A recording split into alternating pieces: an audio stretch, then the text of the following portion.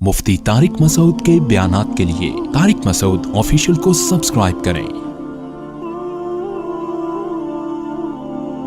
Tariq Masood official.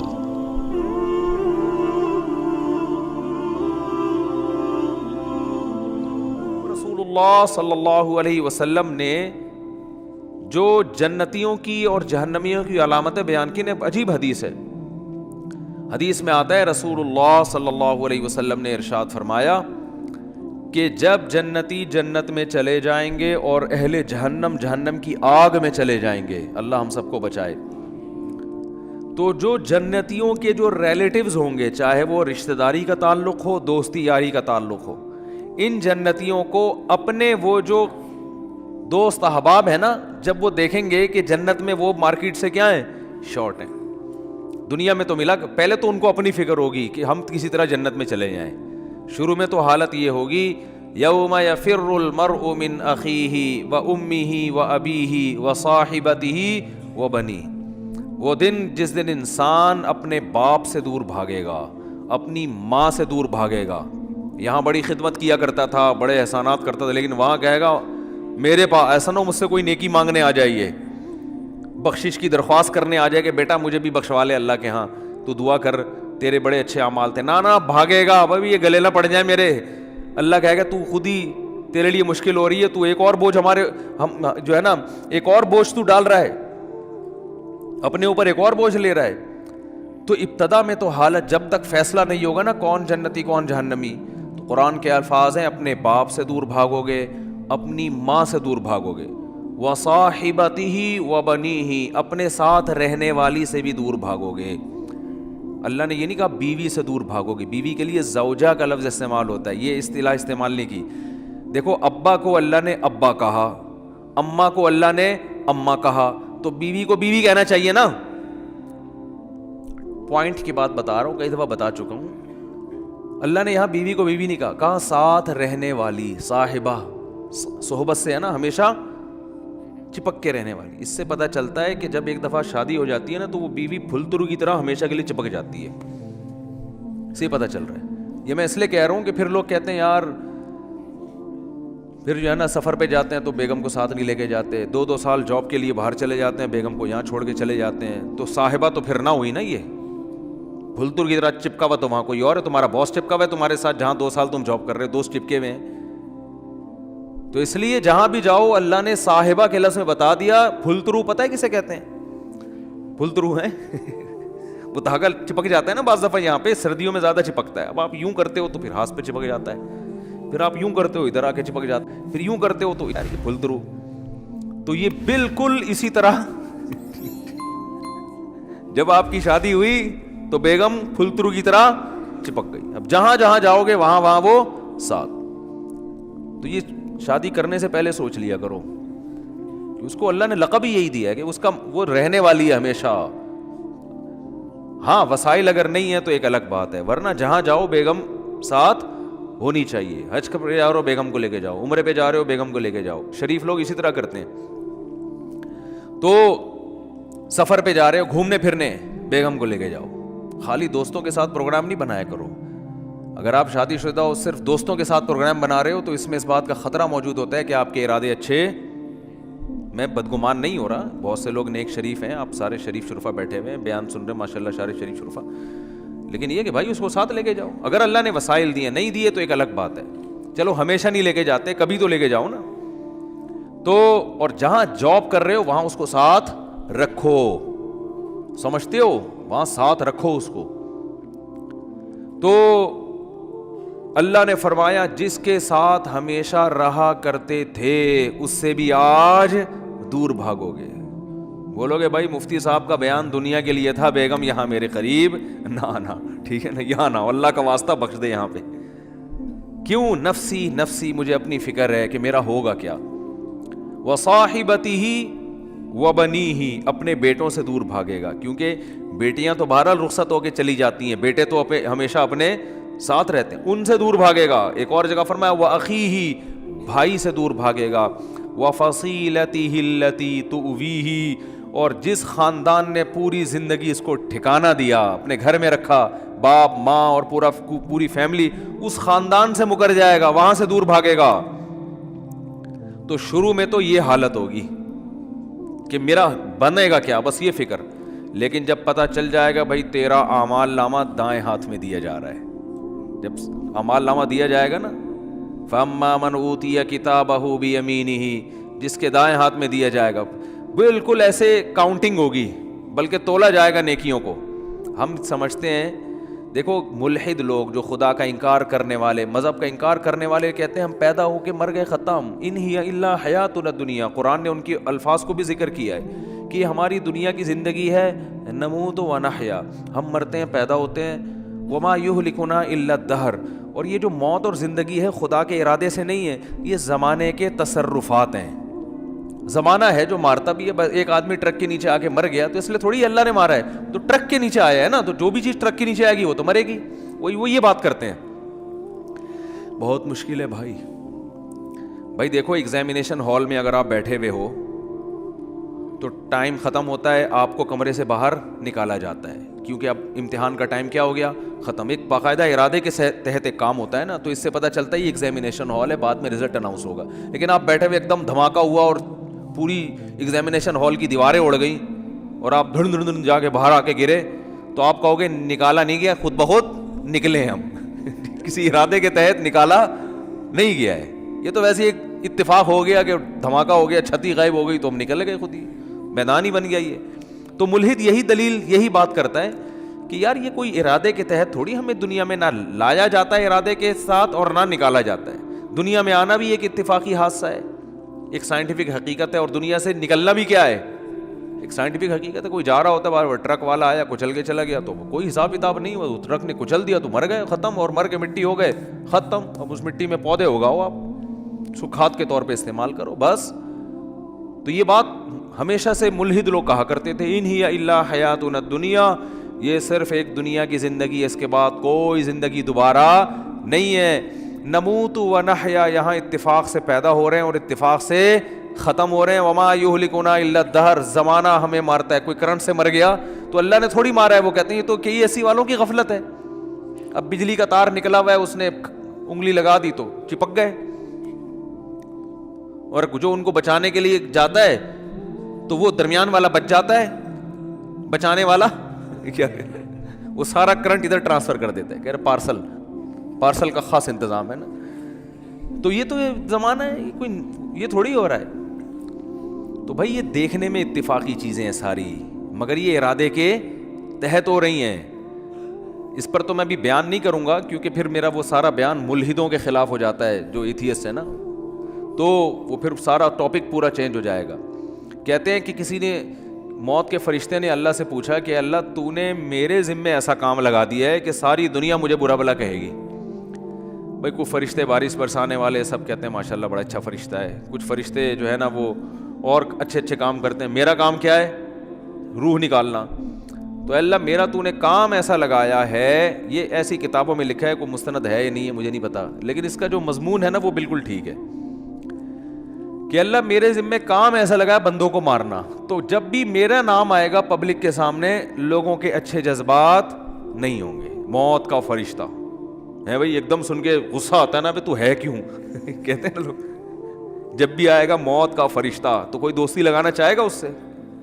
دیکھو یہاں ہمیں پتہ چل جائے یہ فرشتہ ہے جو بادلوں کو دھکیلتا ہے, ہواؤں کو چلاتا ہے. ہمیں پتہ چل جائے کوئی فرشتہ انسانی شکل میں آئے ہوئے, سب اس کو انوائٹ کریں گے, گلے ملیں گے, بھائی بڑا اچھا کام کرتے ہو یار تم. لیکن پتہ چل جائے یہاں موت کا فرشتہ بیٹھا ہوا ہے, تو موت کے فرشتے نے کہا اللہ تو نے میرے ذمے ایسا کام لگا دیا. تو کہتے ہیں اللہ میاں نے فرمایا کہ دیکھ تیرے ذمے کام تو لگایا, لیکن بلی تیرے اوپر نہیں آئے گی, بلی ٹرک والے پہ آئے گی. ٹھیک ہے, بلی آئے گی KESC والوں پہ, کہ جب بجلی نہیں تھی ایک دم اچانک چھوڑ دی, ٹھیک ہے نا, اور اپنے ہی بندے ان کے گر رہے ہوتے ہیں زیادہ تر. جو بجلی کا کام کرنے اوپر چڑھا ہوا ہوتا ہے نا, زیادہ تر بیچارہ وہی گر رہا ہوتا ہے. تو جو اپنے ملازمین کو نہ بچا سکے میرے بھائی, وہ تمہیں کہاں سے بچائیں گے. تو اللہ نے فرمایا کہ اس طریقے سے لوگوں کو موت دوں گا, کوئی نہ کوئی اس کا ظاہری سبب ہوگا, وہ سبب ہوگا, لوگ اس سبب کی طرف نسبت کریں گے. یہ کرونا سے مرا ہے, لوگ یہ تھوڑی دیکھیں کہ کرونا لانے والا کون ہے, اللہ ہے. اللہ کو اختیارات ہیں. وہ آج ایک بیماری ختم ہوئی ہے, کل دوسری لے آئے, کل پرسوں تیسری لے. آپ ویکسین بناتے رہو, کس نے منع کیا ہے آپ کو؟ آپ وہ کرو جو آپ کر سکتے ہو, اللہ وہ کرے گا جو وہ کر سکتا ہے. اور کن کن حادثات سے بچو گے؟ زلزلے آ جائیں گے, زلزلے کی کوئی ویکسین ہے؟ زلزلے کی تو کوئی ویکسین نہیں ہے بھائی. جب کوئی دیوار گرے گی تو مرو گے. اور جو اتنے ترقی یافتہ کنٹریز ہیں, زلزلوں سے نہیں بچا سکتے اپنے آپ کو. وہ زلزلہ پروف عمارتیں بنا دی جو جھولتی رہتی ہیں, لیکن وہ بھی ایک حد تک. اس سے زیادہ تیز جھٹکا آیا تو وہ بھی گرے گی. دیکھو نا چند سال پہلے جاپان میں کیسا زلزلہ آیا, چائنا میں زلزلہ آیا چند سال پہلے, پوری کہتے ہیں ایک بستی غائب ہو گئی. تو نہیں روک سکتے حادثات سے. ہاں اپنی طرف سے جو حفاظت کر سکتے ہو بس وہ کرو. تو اللہ فرماتے ہیں کہ قیامت کے دن یہ جو ہے نا, ایسا نہیں ہے کہ تم یہ سمجھتے ہو کہ سب خود بخود ہو رہا ہے. ایک ایک چیز کا, ما لہذا الکتاب لا یغادر صغیرۃ ولا کبیرۃ الا احصاها. قرآن کہتا ہے جب تم اپنا اعمال نامہ دیکھو گے نا تو یہ نہیں کہو گے کہ یہ اس نے میری زندگی کا, اس نے جو ہے نا صحیح رزلٹ اناؤنس کیا ہے, بالکل صحیح. دیکھو آپ نے اگر امتحان میں اچھا پرچہ نہیں کیا ہوتا تو جو آپ کو توقع ہوتی ہے اسی کے حساب سے جب نمبر مل جائیں تو آپ کو تعجب نہیں ہوتا. آپ کو تو یار مجھے لگ رہا تھا کہ 60-65 کے درمیان ہی میرے نمبر آئیں گے, تو باقی 63 نمبر ہیں, تو بالکل صحیح نمبر ہیں, گھپلا نہیں ہوا. تبھی اپنی رپورٹ کو دیکھ کے تعجب نہیں ہوتا. تو قرآن کہہ رہا ہے کہ جب تم اپنی رپورٹ دیکھو گے, وہاں رزلٹ دیکھو گے تو تمہیں تعجب ہوگا. تعجب اس کا نہیں ہوگا کہ اس میں دھاندلی ہوئی ہے, نا نا نا نا. تعجب اس پہ ہوگا کہ ہم تو یہ سمجھ رہے تھے کہ موٹی موٹی چیزیں ہماری نوٹ کی جا رہی ہیں. ایسا اعمال نامہ جس میں ایک ایک چیز, لا یغادر صغیرۃ ولا کبیرۃ, میری زندگی کا کوئی ایک گوشہ جو میں نے چھپ کے معمولی سی نیکی کی ہو یا چھپ کے معمولی سا گناہ کیا ہو, اس کتاب میں وہ بھی مس نہیں ہوا ہے. یہ کیسا اللہ نے انتظام کیا ہوا تھا کہ ایک ایک حرف, ایک ایک چیز نوٹ کی جا رہی تھی. مالی هذا الکتاب, ایسا رزلٹ تو ہم نے آج تک کسی کا نہیں دیکھا. انسان تعجب کرے گا کہ بھائی میں تو سمجھ رہا تھا کہ میں آزاد ہوں, یہاں تو ایسی گرفت ہے, اتنی گرفت ہے کہ ان وہ کیا ہے, فتکن فی صخرۃ او فی السماوات او فی الارض یاتی بہ اللہ. ایک رائی کے دانے کے برابر نیکی یا گناہ اگر کیا ہے نا, اندھیروں میں خفیہ چٹانوں کے اندر بیٹھ کر اللہ اس کو بھی کھینچ کے نکال کے لے آئے گا. ایسا انتظام ہے. دیکھو کافر کہتا ہے بالکل بھی انتظام نہیں ہے. اللہ کہتا ہے ایک ایک چیز نوٹ کی جا رہی ہے. ما یلفظ من قول الا لدیہ رقیب عتید. کیا الفاظ ہیں قرآن کے. قرآن کہتا ہے تم جو زبان سے الفاظ پھینکتے ہو نا, لفظ یلفظ کا معنی ہوتا ہے عربی میں پھینکنا. یہ وہ والا پھینکنا نہیں جو ہم کو پھینکو کہتے ہیں. یہ جو الفاظ ہم زبان سے نکالتے ہیں تو یہ نکل کے ہوا میں تحلیل ہو رہے ہیں نا. تو قرآن کہہ رہے ہے جو کچھ زبان سے نکل کے ہوا میں جا رہا ہے یہ غائب نہیں ہو رہا. لدینا رقیب, ایک رقیب. رقیب کسے کہتے ہیں؟ نگرانی کرنے والا. جیسے کوئی خفیہ ایجنسی کا آدمی دیکھ رہا ہو, ٹریس کر رہا ہو بندہ جا کہاں رہا ہے. یہ CID والے چیک کر رہے ہوتے ہیں نا چور کو. بھائی CID والوں نے کسی بندے کو پکڑنا ہے اور بندہ بڑا پاورفل ہے تو پہلے ریکی ہوتی ہے, یہ بندہ صبح نکلتا کہاں سے جاتا, ایک ایک چیز نوٹ کی جاتی ہے اس کی. تو رقیب اس کو کہتے ہیں. رقیب جو ہر وقت تمہارے مراقبے میں ہے. آپ نے دیکھا ہوگا نا مراقبہ سینٹر کھلے ہوئے ہیں, اس میں بیٹھے ہوتے ہیں بسٹنڈوں کی طرح یوں کر کے نا غور کر رہے ہوتے ہیں, وہ پتہ نہیں کیا کر رہے ہوتے ہیں. تو اسی طرح بیٹھا ہوا ہے فرشتہ. اللہ فرماتے ہیں رقیب عتید کا معنی بڑا ڈھیٹ ہے. وہ کیا ہے؟ وہ ڈھیٹ, چھوڑے گا نہیں, وہ چھوڑے گا نہیں. وہ ایسا ہے کہ بس وہ سرکش ٹائپ کا ہے, وہ نہیں سنتا کسی کی.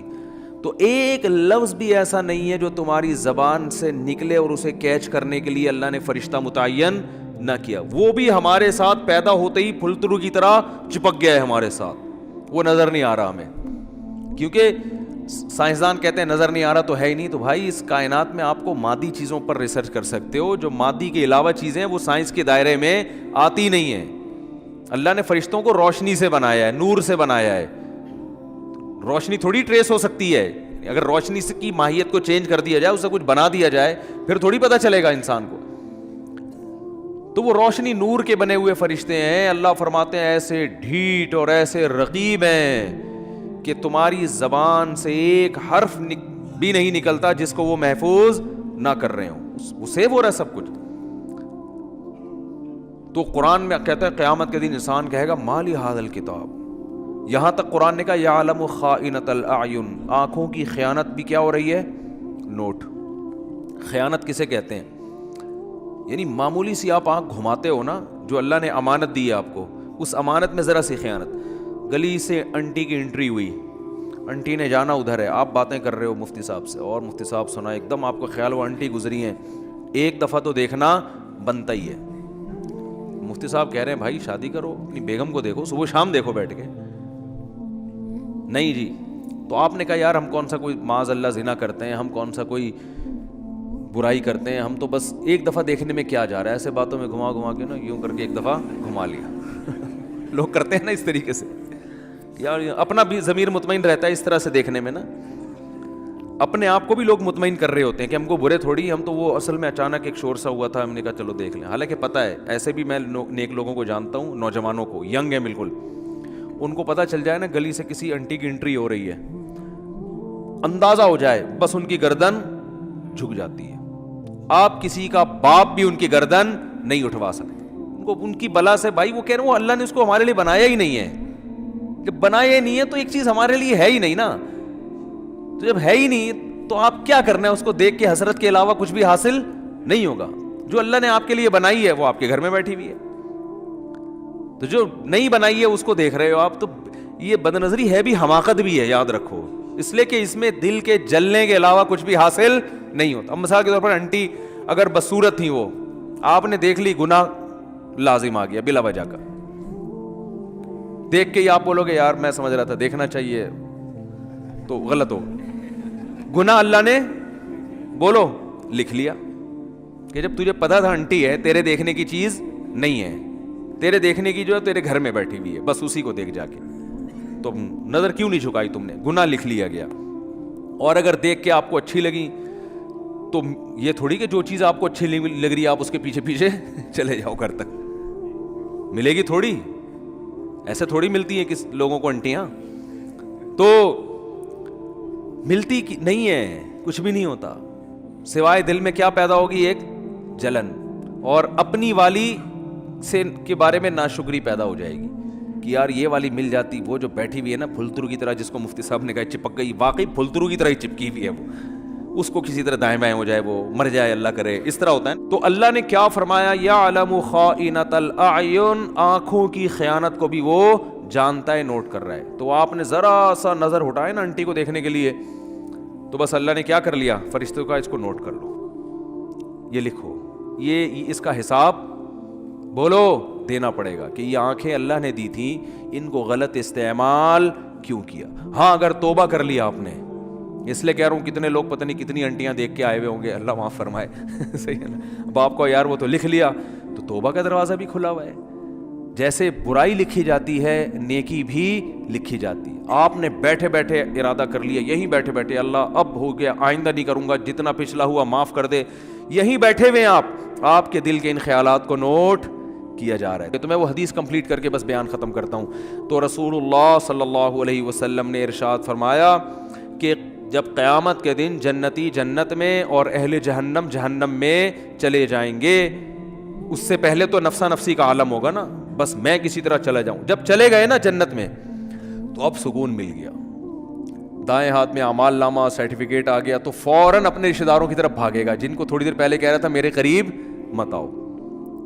تو اللہ فرماتے ہیں جیسے ہی اعمال نامہ دائیں ہاتھ میں آئے گا, ہا امقرؤ کتابیا, ارے ابا کہاں ہیں, اماں کہاں ہیں, بیوی کہاں ہیں, بچے کہاں ہیں, میرا اعمال نامہ پڑھو, میرا اعمال نامہ دیکھو, دکھائے گا سب کو لا لا کے.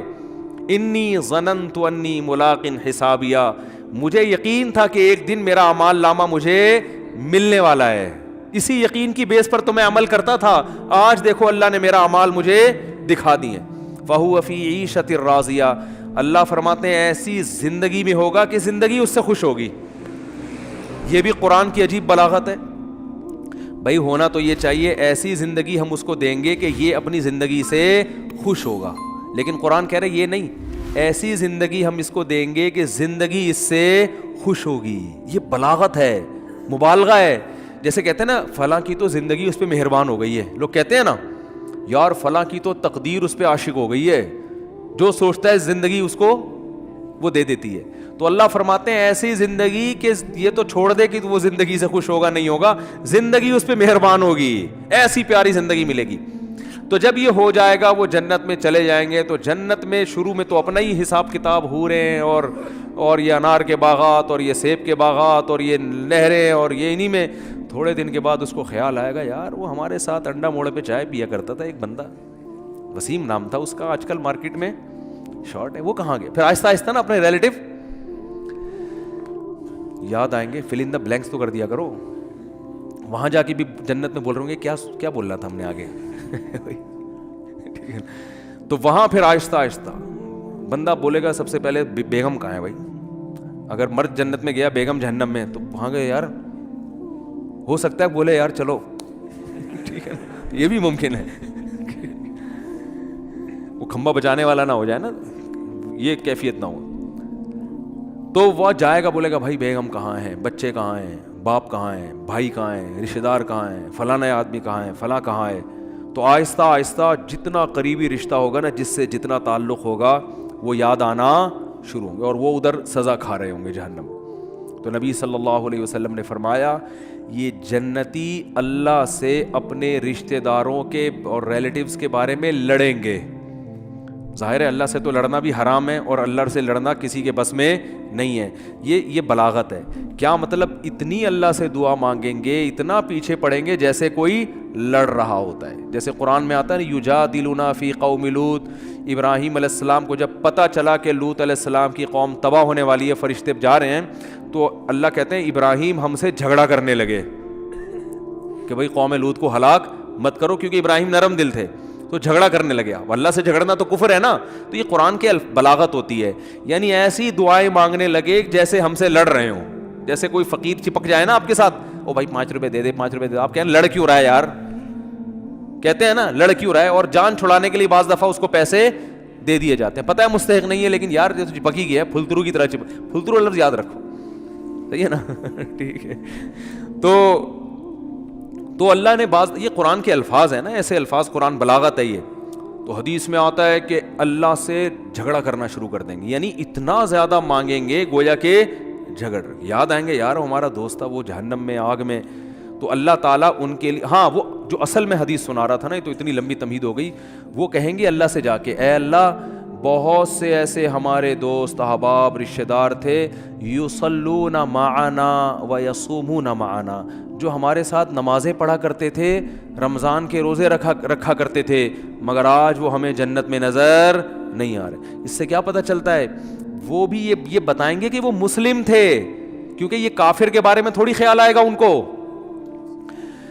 ہائے ہائے کیسے سمجھائیں یار, یہ کافروں کے بہت, کافر کا تو پتہ ہے کہ دنیا میں اللہ نے مغفرت پہ پابندی لگائی ہوئی ہے, تو آخرت میں کہاں سے ہوگی. کافر کا تو دیکھ رہے ہیں اللہ ابراہیم علیہ السلام اپنے باپ کو نہیں بخشوا سکیں گے, تو ہم کون سا ابراہیم علیہ السلام سے آگے نکل گئے کیا. تو یہ اپنے مسلم ریلیٹیوز کے بارے میں, تو ان کا اسلام ثابت کرنے کے لیے اللہ کے سامنے حوالہ کیا دیں گے, اے اللہ وہ نماز بھی پابندی سے پڑھا کرتے تھے, رمضان کے روزے بھی رکھتے تھے, مسلم ہیں, لیکن آج ہمیں نظر نہیں آ رہے. گناہ تھے, زنا تھے, چوری تھی, کچھ بھی تھا. اس سے اندازہ لگاؤ وہاں بھی ان کو اپنے ریلیٹیوز کا مسلمان ہونا ثابت کرنے کے لیے شناختی کارڈ نہیں دکھائیں گے وہ, کہ اللہ یہ دیکھو نادرا میں لکھا ہوا تھا انہوں نے اسلام. وہاں بھی اللہ ثبوت مانگے گا, اسلام کا ثبوت کیا تمہارے پاس, تو ثبوت پیش کریں گے. اللہ تو جانتا ہے, تو اعمال نامہ نکال کے دیکھ لے, نمازوں میں ہمارے ساتھ کھڑے ہوتے تھے, رمضان کے روزوں میں ہمارے ساتھ ہوتے تھے, روزے نہیں چھوڑتے تھے رمضان کے, اور نہ نماز چھوڑتے تھے, کیونکہ اسلام کا رکن ہے نا یہ. تو پھر اللہ حدیث میں آتا ہے حد بندی کرے گا. اچھا تو ایسا کرو, جیسے حد بندی ہوتی ہے نا, گورنمنٹ جیسے بعض موقعوں پہ جیل کے قیدیوں کو چھوڑتی ہے, تو انتہائی سنگین نوعیت کے مجرموں کو رکھا جاتا ہے, اس سے کم درجے کے مجرموں کو چھوڑ دیا جاتا ہے, اور کچھ کو تخفیف کر دی جاتی ہے کہ بھائی ٹھیک ہے سزا تو تھی 14 سال, لیکن سفارش کی وجہ سے وہ کیا کی جا رہی ہے, 7 سال کی جا رہی. تو اللہ حد بندی کریں گے, کیونکہ کچھ ایسے نمازی ہوں گے چھوٹے موٹے گناہ تھے, کچھ چھوٹے تو گناہ کی وجہ پہ جہنم میں نہیں جاتا, یعنی کبیرہ جو دوسروں کی نسبت چھوٹے تھے, ایک آدھ دفعہ کبیرہ گناہ ہوا, توبہ نہیں کی, مر گئے, تو اللہ کہیں گے چلو ان کی سزا تو بنتی تھی, مگر میں تمہاری سفارش کی وجہ سے ان کو جہنم کی آگ سے نکال رہا ہوں. تو حدیث میں آتا ہے وہ نکال لیں گے, جنتی آرام سے بیٹھ جائیں گے, بھائی چلو نکل گئے, بھائی وسیم بھائی بھی آ گئے. وسیم بھائی بھی جنت میں بھی ہوں گے, ایسا نہیں ہے کہ وسیم کو آپ بولیں گے. تو میں جن وسیم کی بات کر رہا ہوں ان میں سے کوئی بھی میرا بیان اس وقت نہیں سن رہا. تو جنتی نکالنے کے بعد پھر کہیں گے, پھر تھوڑا عرصہ گزر جائے گا, پھر خیال آئے گا بھائی وہ تو اپنا دوست تھا یار, اس کو بھی تو نکالنا ہے بھائی. پھر حدیث میں آتا ہے نبی صلی اللہ علیہ وسلم فرماتے ہیں اللہ سے آ کے سفارش کریں گے.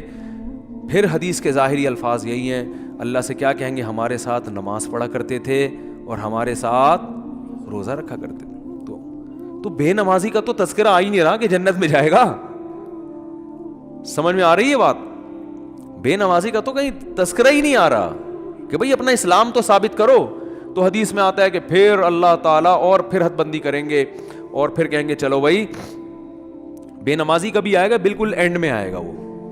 یعنی یہ بھی یاد رکھیں گے اپنے نمازیوں کو کہ اللہ وہ تو مسلمان تھے, ہم ان کی گواہی دیتے ہیں اسلام کی. بالآخر یہ نکالتے نکالتے ختم. پھر نبی صلی اللہ علیہ وسلم نے فرمایا کہ نبی صلی اللہ علیہ وسلم سفارش کریں گے, کیونکہ آپ کے تو ریلیٹیو محدود ہیں نا, کسی کے 10 ہیں, کسی کے 15 ہیں, سب نکل گئے بھائی. اس سے کہیں اس میں نہ آئے کہ چلو ہمارے فلاں نے ہم کو نکال دیں گے, لیکن جائیں گے بھی تو سزا بھی تو کھائیں گے بھائی. وہ تھوڑے دن کی تھوڑی ہے, وہ تو تھوڑی سزا بھی بہت ہے. تو سفارش تو ہوگی, شفاعت بھی ہوگی, یقینا برحق اہل سنت والجماعت کا عقیدہ ہے کہ شفاعت ہوگی.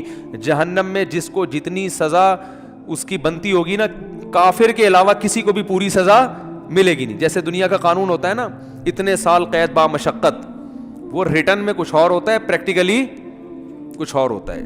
تو ریٹرن میں تو اللہ کے ہاں لکھا ہوا ہے کہ زانی اتنے سال جہنم میں جلے گا, قاتل اتنے سال جہنم میں جلے گا, فلاں اتنے سال, لیکن یہ ریٹرن میں اصل سزا وہی ہے. لیکن پریکٹیکلی کیا ہوگا کہ سفارشوں کی بیس پہ سزائیں کم ہوتی چلی جائیں گی. بھائی اس کے اتنے سال تھے اتنے کم ہو گئے, اتنے سال تھے اتنے کم ہو گئے.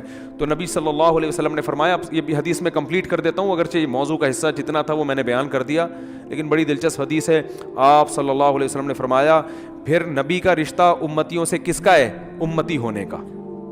آپ صلی اللہ علیہ وسلم پھر اپنی امت کو نکالیں گے. وہ بھی اللہ حد بندی کرے گا کہ اتنے اس لیول کے لوگوں کو جن کے گناہ اس نوعیت کے تھے ان کو آپ کی سفارش سے نکالا جائے گا. یہاں تک کہ آپ صلی اللہ علیہ وسلم نے فرمایا کہ میں بھی سفارش ختم کر دوں گا, جتنے لوگوں کو نکالنا تھا. تو اللہ کہے گا کہ کوئی ہے مزید سفارش کرنے والا؟ آواز آئے گی بھئی اب کوئی بھی نہیں ہے. اللہ کیا پیارے الفاظ ہیں یار حدیث کے. اللہ فرمائیں گے هل يبقى الا الرحمن, جو رحمان ہے سب سے زیادہ رحم کرنے والا وہ تو ابھی باقی ہے. یعنی تمہیں اگر ترس آ رہا ہے, کوئی تمہارا ماموں ہے, کوئی تمہارا چاچا ہے, کوئی تمہارا باپ ہے, تم ان رشتوں کی بیس پر, اور نبی ترس کھا رہے ہیں کہ میری امت ہے, تو اللہ فرمائیں گے میں تو رحمان ہوں اور یہ میری مخلوق ہے. میں تو رحمان ہوں نا, تو رحمان کیسے چھوڑ دے گا؟ وہ اپنی مرضی سے نہیں نکالے گا. تو نبی صلی اللہ علیہ وسلم نے فرمایا کہ اللہ تعالیٰ اعلان کریں گے کہ جس نے آدم سے لے کے آخری انسان جو قیامت تک آئے گا نا, کوئی بھی ایسا انسان جس نے کبھی کوئی نیکی نہ کی ہو, کچھ بھی اس کے اعمال میں خیر, صرف میری توحید پر ایمان رکھتا تھا, وہ صرف میری مانتا تھا میرا کوئی خدا ہے اور کیا ہے اکیلا, بس اتنا اقرار کیا اس زبان سے, صرف دل میں مانتا تو فرعون بھی تھا, فرعون بھی مانتا تھا کہ ایک خدا ہے, زبان سے اقرار کیا اور پوری زندگی میں ایک دفعہ. من کان فی قلبہ مثقال حبۃ من خردل من ایمان, ایمان کا ایک معمولی سا رائے کی دانے کے برابر ذرہ بھی ہو اور اس ذرے کی وجہ سے کبھی زندگی میں خیر نہ کی ہو, ساری زندگی اس کی بدعمالیوں سے بھری ہوئی ہے لیکن ایک نیکی ہے, تو اس کو بھی نکال کے لے آؤ. تو حدیث میں آتا ہے اتنے خلقت نکلے گی نا, بڑے بڑے دنیا میں بدماش پیدا ہوئے ہیں بھائی, ساری زندگی قتل و غارت میں گزری, ساری زندگی برائیوں میں گزری. ہاں, اور یہ بھی آتا ہے حدیث میں کہ یہ اللہ اس وقت کریں گے یہ کام, ایک تو اللہ کہیں گے هل يبقى الا الرحمن, کہ رحمان باقی ہے. دوسرا اس وقت کہ جو کافر ہے نا وہ اہل ایمان کو تانا دے گا کہ یار ہم بھی برے تھے تم بھی برے, صحیح ہے نا, ہم غیر مسلم تھے اور تم اپنے آپ کو کیا کہتے تھے, تم ایک خدا کو مانتے تھے, تو تمہارے ایمان نے تمہیں کوئی فائدہ نہیں پہنچایا. ہمیں تم دنیا میں کہتے تھے اسلام قبول کرو, ایمان لے کر آؤ, تو بھائی انجام تو تمہارا بھی وہی ہے جو ہمارا ہے. تو قرآن کے حدیث میں آتا ہے اللہ تعالیٰ اس وقت جس کے دل میں بھی رائی کے دانے کے برابر بھی ایمان ہوگا نا, اللہ کہے گا میں اپنے ماننے والوں کو نہ ماننے والوں کے ساتھ نہیں رکھ سکتا. یہ غیرت کا مسئلہ ہے. تبھی لوگ کہتے ہیں نا غیر مسلم اتنے نیک اچھے اچھے اعمال کر رہے ہوتے ہیں, وہ جہنم میں کیوں جائیں گے؟ او بھائی غیرت کا مسئلہ ہوتا ہے. آپ کی فرض کرو 2 بیویاں ہیں, ایک بہت خدمت گزار ہے لیکن وہ کہتی ہے کہ بھائی میں آپ کی بیوی بھی ہوں, اور وہ جو فلاں جو ہے نا سبکتگین, ایسا نام نہ لو کہ وسیم ستار کو غصہ آ جائے نا, بہت مشکل سا نام کوئی بتاؤ, سبکتگین بھی نام ہوتا ہے نا کیونکہ یہ غیرت والا مثال ہے. سبکتگین نہیں بھائی, کچھ بھی بتا لو یار ہیں. ابے کوئی ایسا مشکل سا نام بتاؤ دنیا میں کسی کا ہوتا ہی نہیں ہے. ABCD صحیح ہے نا. وہ آپ کی 2 بیویاں تھیں, ایک اکڑ والی, مانتی نہیں ہے بات کو, چائے کا بولو نہیں پکا کے لائے گی, آپ بولو بھائی کھانا پکاؤ نہیں پکائے گی, ہر وقت بس زبانی بد کلامی. لیکن جب اس سے پوچھا آپ کے میاں کون ہیں, بھائی یہ میرے میاں ہیں بس, ٹھیک ہے میں نہیں مانتی, ان کی ایک نہیں مانتی, لیکن ہے یہ میرے میاں, مجھے ماننا چاہیے ان کی, مجھے ان کا احترام کرنا چاہیے, لیکن مجھ سے ہوتا نہیں ہے, کچھ اوپر سے فالٹ چلا رہا ہے, ہمارے خاندانی مسئلہ ہے, یہ آپس کی بات ہے ہماری. لیکن ہے بھائی یہ میرا میاں, اس کے علاوہ میں کسی اور سے محبت نہیں کر سکتی. میاں والی جو محبت ہے وہ اسی سے ہوگی. دوسری بڑی فرما بردار ہے, او بھائی جب چائے کا بولا بٹن دباؤ چائے آ رہی ہے, ایئر ہوسٹس والے اخلاق رکھے ہوئے, اس نے ٹریننگ وہاں سے لے ہوئی ہے, اس کی والدہ نہیں سکھائے اس کو یہ آداب تمیز. لیکن وہ آفس میں بھی آپ کے کسی دوست سے بھی اس کے سلام دعا بہت اچھی ہنس ہنس کے بات کرتی ہے.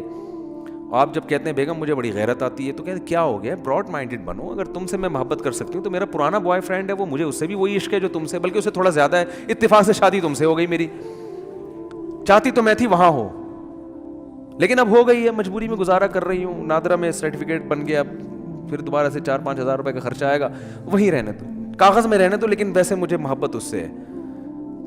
رکھو گے غیرت اگر ہوگی تو ہے.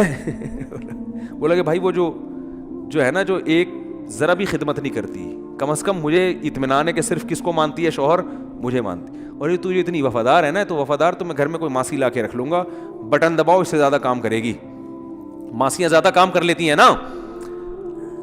کیا ہو گیا بھائی, ماسی کو تو پوچھا لگانے کا بولو پوچھا لگائے گی, بیگم کو بولو پوچھا لگانے, تو کہے گی میں کیا پوچھا لگانے کے لیے آئی ہوئی یہاں پہ, اس لیے مجھ سے شادی کی تھی پوچھے لگوانے کے لیے. وہ تانا دے گی آ کر, ماسی تھوڑی تانا دے گی. تو بیوی کی ڈیفینیشن میں سب سے پہلے یہ کہ وہ آپ کے علاوہ کسی اور کو شوہر نہ مانتی ہو. باقی محبت کرے کسی سے, ابا سے باپ والی, بھائیوں سے بھائی والی, لیکن جو شوہر سے جس طرح کی محبت کی جاتی ہے, عشق کیا جاتا ہے, وہ صرف میاں ہی ہے.